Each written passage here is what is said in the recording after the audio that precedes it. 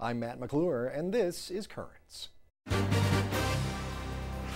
Pro-life at the end of life. New York bishops have some advice for end-of-life decisions. We've got the details. And we'll take you to a discussion about it. This is a topic none of us should feel uneasy about, because all of us, every single day, every one of us, talks about the end of our lives. Plus, celebrating the beginning of life at a Brooklyn parish. It was powerful today, getting a special blessing from the bishop. I felt very moved, and I know that when I returned to my seat, I just kind of started tearing.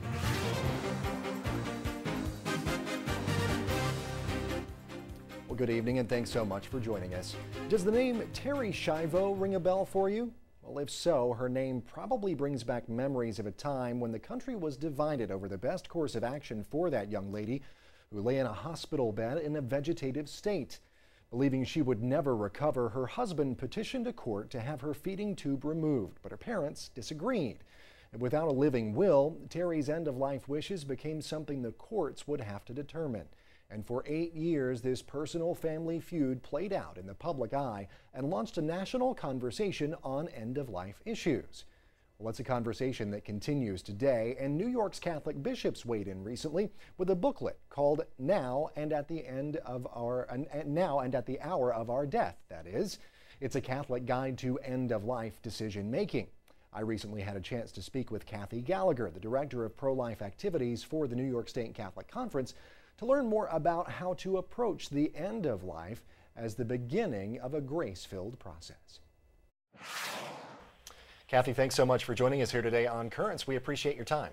Thanks for having me.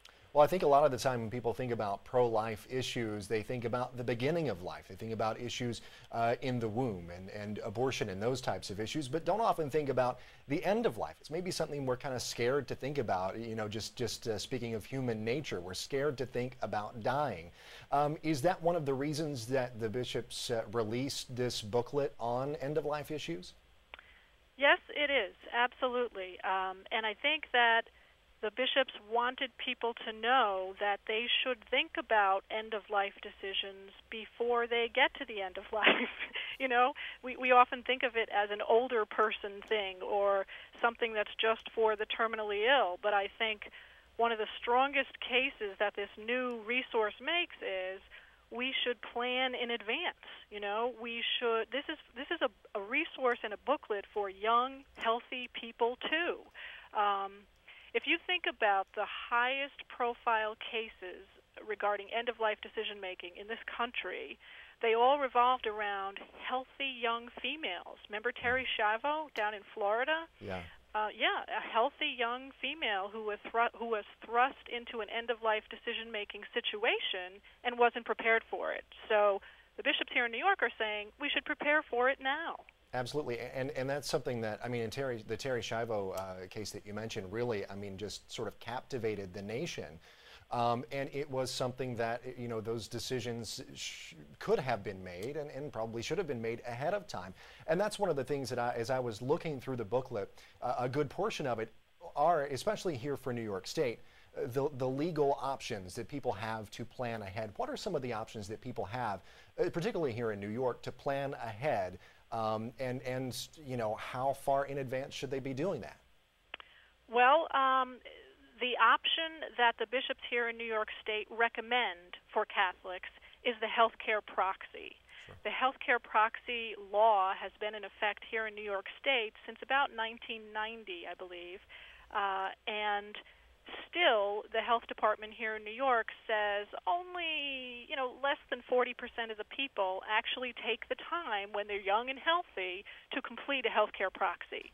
And all it is a document that names another person to be a decision maker for us should there come a time when we become incapacitated and unable to make our own healthcare decisions.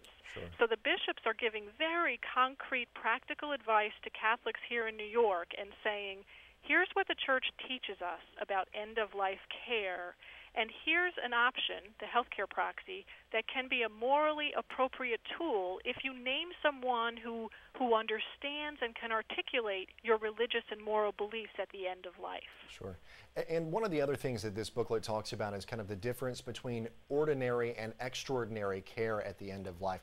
Explain the difference between those two things. Well, it's funny.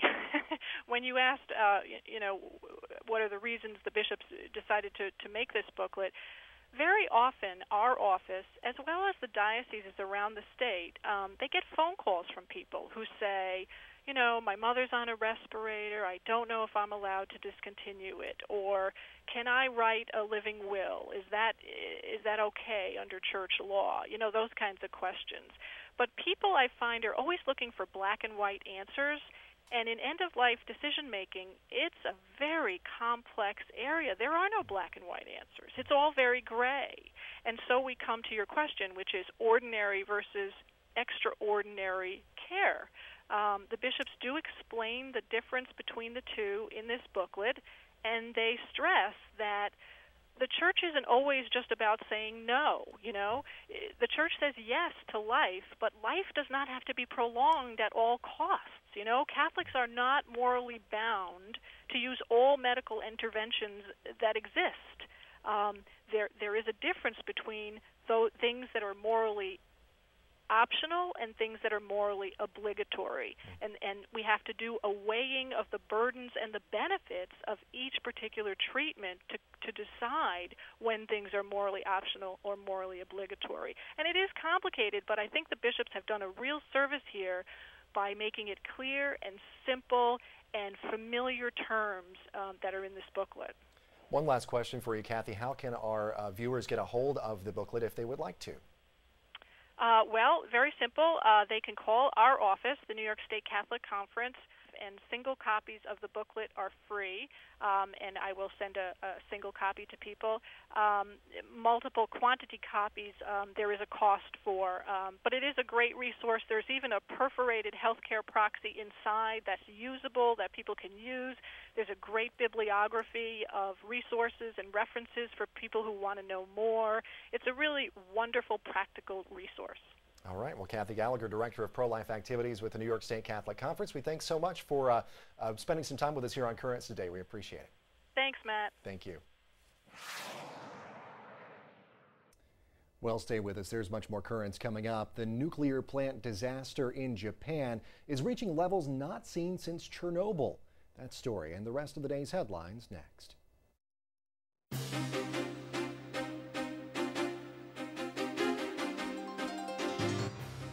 Welcome back to Currents. I'm Matt McClure. Coming up later, celebrating life in its earliest stages. But first, let's have a look at today's headlines. It is a crisis of the highest level at the Fukushima Daiichi nuclear plant in Japan. Officials there raised the situation to a level 7 event, the highest designation on the international system for rating nuclear accidents. And that puts it on par with the 1986 Chernobyl disaster in the former Soviet Union. Japan's prime minister says he will work to fix the situation, quote, at all costs. Meantime, the fighting continues in the Ivory Coast despite yesterday's arrest of former President Laurent Gbagbo, who had refused to leave the presidential residence after losing last year's election. A worker with the Catholic relief organization Caritas tells Fidesz news agency that shooting can still be heard in parts of the country. The worker says youth on both sides of the conflict are still armed, and there's no telling how the situation will evolve. Well, turning now to China, where a high-ranking cardinal says Pope Benedict's plans for his country are being undermined at the Vatican. Cardinal Joseph Zen says that the Pope's instructions for Chinese Catholics have not been followed. In a 2007 letter, Benedict asked for more direct contact between church and state officials, but also criticized the Chinese government for the limits it placed on church activities. Speaking in Washington last week, Cardinal Zen says some Vatican experts have misinterpreted the Pope's instructions and encouraged Chinese bishops to enter the government-approved church. Well, back in this country, lawmakers have released details on spending cuts to the federal budget.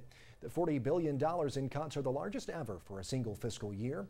Among them, more than $500 million from the Women, Infants, and Children's Program, also known as WIC, which helps low-income families buy food for their children. The Departments of Justice, Labor, and Health and Human Services have also lost billions of dollars in funding, yes, billion with a B. Meanwhile, House Speaker John Boehner won funding for the revival of the school voucher program in Washington, D.C. That program will help students in the nation's capital pay tuition at the school of their choice, including Catholic schools. Well, more news now from a report yesterday from the U.S. bishops on sexual abuse in the church. Dioceses in the U.S. paid more than $123 million in costs related to abuse. 62% of that money went toward settlement payments and therapy for abuse victims, with the remainder going to attorney's fees, support for offenders, and other costs. An audit also found that 98% of clergy, employees, and volunteers were trained in the Safe Environment program, which was put in place to ensure the safety of children in church institutions. Well, from Chicago, a controversial pastor says he would rather leave the Catholic Church than resign from the parish he's led for 30 years. Speaking on a radio show over the weekend, Father Michael Flager said that he believes his calling is to be a pastor. Recent reports say Flager has been asked to leave his parish and become a president at a Chicago high school. Flager drew controversy back in 2008 when he mocked then presidential candidate Hillary Clinton during an appearance at Barack Obama's church. Last year, he again raised eyebrows when he endorsed women's ordination during a homily at his church, which he was later forced to apologize for. Well, meanwhile, another prominent priest says that he will not recant his support for women's ordination. Father Roy Bourgeois, who was excommunicated after he participated in a women's ordination ceremony, was warned to recant his position or be removed from his religious order. The Maryknoll order also warned Bourgeois sent Bourgeois a warning that the Vatican would be advised to laicize him or remove him from the priesthood. Now, Bourgeois told Catholic News Service that he sent a letter to his superior that he would not recant that support for women's ordination. Well, some well-traveled jewelry once owned by Pope Paul VI will be auctioned on eBay.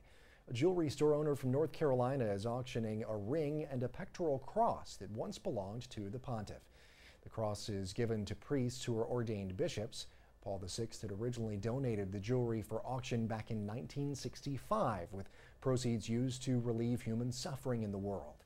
Well, since then, the ring and cross have changed hands a number of times. At one time, they were owned by daredevil Evel Knievel.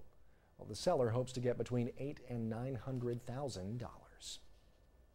Well, no such luck, though, for a UK collector who purchased a book signed by Pope John Paul II. The collector was on vacation when the book was delivered, and the mail carrier left the package in a paper recycling bin. The collector, who paid more than $400 for that book, told the UK newspaper The Daily Mail, quote, "It's ridiculous, but in some ways, it's hilarious."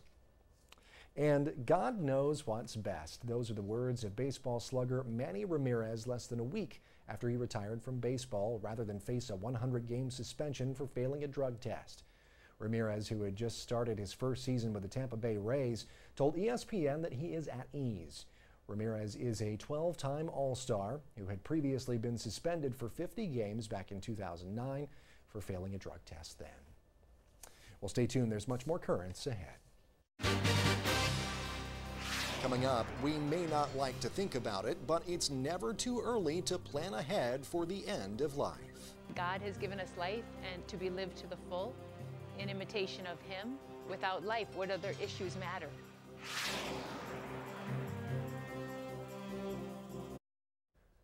Welcome back. Well, we live in a day and age when modern-day medical miracles are becoming the norm. The infant mortality rate is down, life expectancy is up. Yet today's medical advances are keeping people alive much longer than just a generation ago. And if you're as, end-of-life phobic as I am, living longer is a reason to celebrate. But even that seemingly happy reality comes with its challenges and its difficult decisions. There are countless ethical questions you and your family will be forced to confront. It happens to us all. What would you do in the face of an incurable disease? What kind of medical treatment would you choose for yourself, or would you choose for a loved one? Who do you trust to make decisions for you when you no longer can? Well, experts tackled these end-of-life questions and more at this year's Family Life Conference. It happened this past weekend at Dunwoody Seminary in Yonkers. The Family Life Conference is an annual gathering of people interested in building a culture of life, getting together, pro-lifers kind of finding support and encouragement and education, and they find that here. Today is important because there are many challenges to the dignity of human life in our own day. People think they want to acknowledge human dignity, but then they will go ahead and try to kill those who are suffering in the name of mercy. They will engage in other assaults on human life, thinking that they're trying to do the good thing, but actually violating human dignity and the good of human life. This is a topic none of us should feel uneasy about, because all of us, every single day, every one of us talks about the end of our lives. We are committed to death with dignity. We are committed to helping people die with dignity because they have an inherent dignity. We don't bestow it on them. The only thing we can do is recognize and acknowledge the inherent dignity that individuals have. The Catholic tradition receives its teachings on the end of life from the natural moral law that's written in the hearts of men and women. We believe that, and we not just believe, but we can see and recognize that life is a great benefit, is a great value, is a great gift. And so we're reluctant to violate it in any way. So there's a built-in respect for the dignity of human life. The whole meaning for our existence is that God has given us life and to be lived to the full in imitation of Him. Life is the ultimate gift. Without life, what other issues matter? So you will see that the approach of the Catholic Church is entirely reasonable because we appeal to that law which is written in the hearts of all men and women, the natural moral law. You know, people fundamentally, deep in their hearts, know what's right and what's wrong. As St. Thomas Aquinas said, God is offended by us only when we act against our own good. So God only wants us to act on our own behalf and for ourselves. And if we violate our own goodness, it might be that we have chosen to separate ourselves from God and the blessings that we ought to have by acting in accord with our own goodness. God's plan is always the better plan.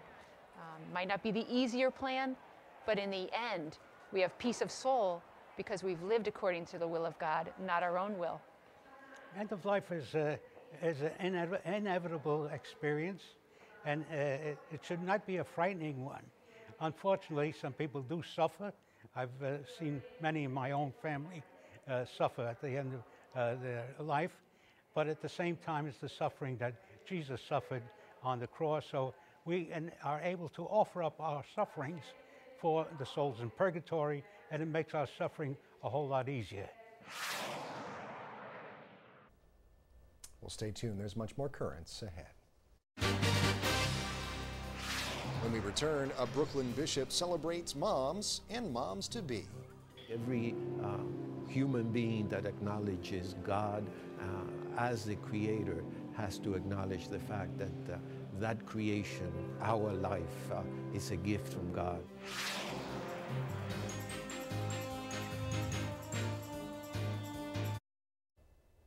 Well, finally tonight, we take it back to the beginning, literally. We spent much of today's show reflecting on the issues that surround the end of life. But now we turn our attention to our shared beginnings and a celebration of life in its earliest stages.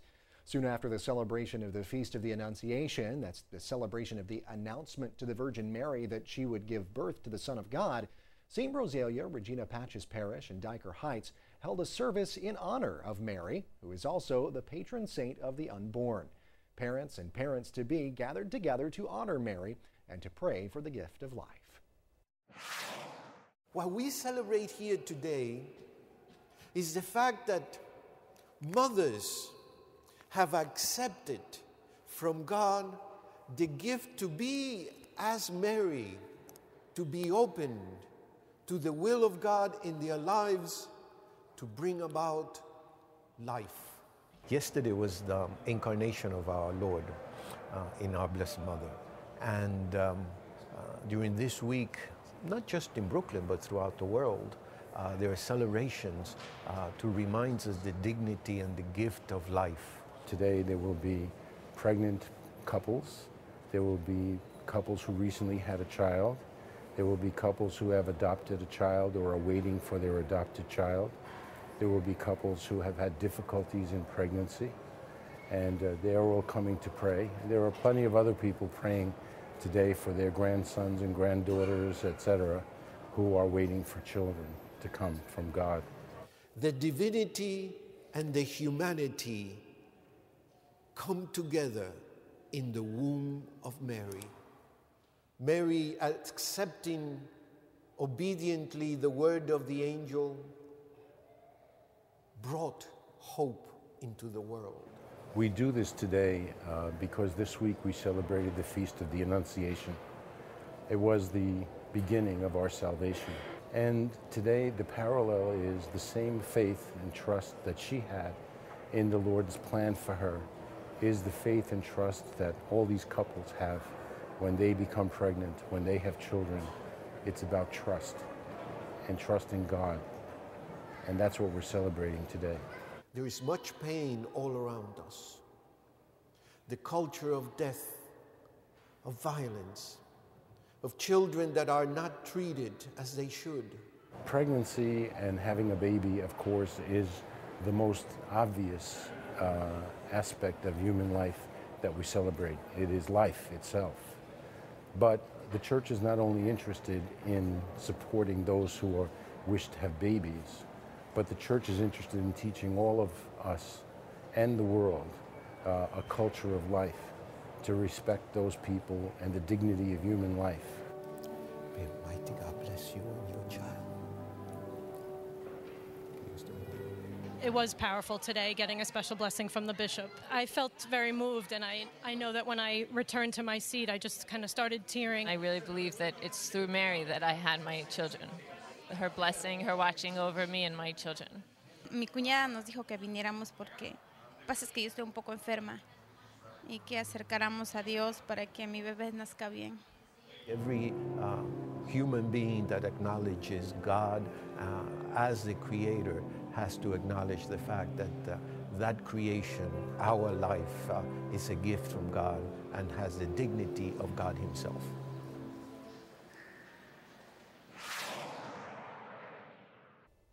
A very special celebration there. Well, that is all for this edition of Currents. Now, coming up tomorrow, when it comes to pro-life efforts, it is not just about staying the course, it's also about praying the course. We'll have that and much more coming up tomorrow night. But until then, be sure to check us out online at currentsny.net. We're also on Facebook and on Twitter. And if you would like, you can also send us an email. Just drop us a line at currentsny.net. That's our email address. Creative, huh? Well, for all of us here at Currents, I'm Matt McClure. Thanks so much for watching. Have a great night.